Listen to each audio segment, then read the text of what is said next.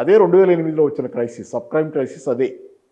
బ్యాంకులన్నీ wall street బ్యాంకులు, ప్రపంచంలో గుండెకాయ బ్యాంకులు, లెమన్ బ్రదర్స్తో మొదలుపెట్టి చాలా ఉన్నాయి, మెక్కీ ఏదో సమ్ పేర్లు ఇప్పుడు గుర్తులేవు నాకు అన్ని, కానీ ఆ బ్యాంకులన్నీ ఒకసారి కొలాప్స్ అయిపోయింది. 5 అనుకుంటా హార్ట్ ప్రపంచంలో అతిపెద్ద బ్యాంకులు కొలాప్స్ అయితే ఏముంది, ఆ బ్యాంకులు నష్టాల్లో పడిపోయినాయి. ఆ బ్యాంకులు ఆల్మోస్ట్ మూతపడే పరిస్థితి, తర్వాత ఏదో చేశారు కానీ మూతపడే పరిస్థితి. దాంతోపాటు ఇచ్చిన వాడి దగ్గర లోన్స్ తిప్పంటారు ఆయన ఇచ్చారు కదా, యూరోపియన్ బ్యాంకులు, జపాన్, వీళ్ళంతా కూడా క్రైసిస్లో పడ్డారు. అదే సబ్ ప్రైమ్ క్రైసిస్. అమెరికా అంటే ఫైనాన్స్ ముఖం కూడా పెరాలసిస్ వచ్చేసింది 2008లో.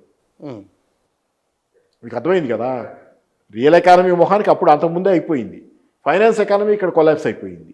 ఇంకా అమెరికాలో మేజర్ క్రైసిస్ అది 2008. ఇప్పుడు మీరు ఇందాక అడిగినటువంటి ట్రంప్ రావటం ఈ కథ ఉంది కదా, ఈ క్రైసిస్లోంచి పుట్టుకొచ్చిన వాడే డెస్పరేషన్ నుంచి ట్రంప్.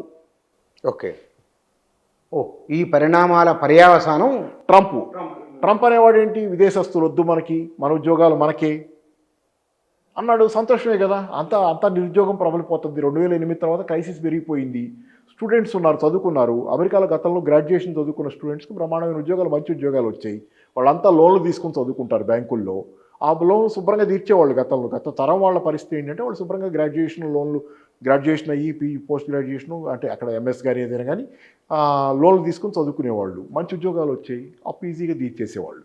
ఈ 2008 ఆ తర్వాత ముందు ప్రాసెస్లో జరుగుతుందాలో ఏమైంది, ఉద్యోగాలు లేవు కదా, తీసుకున్న లోన్లు ఎలా తీరుస్తారు స్టూడెంట్స్?